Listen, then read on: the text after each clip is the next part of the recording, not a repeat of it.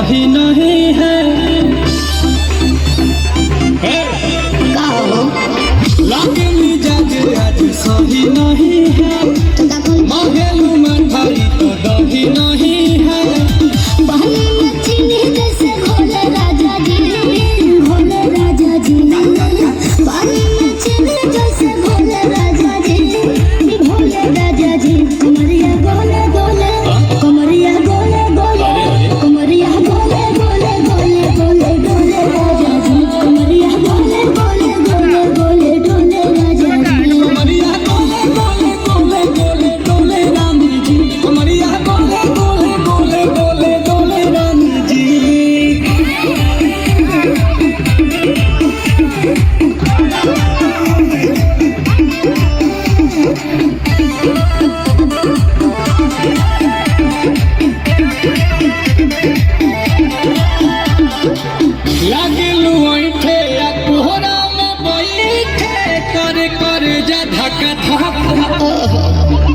कहेलू झूठे की जाला उठे होखेला हमारा कसम।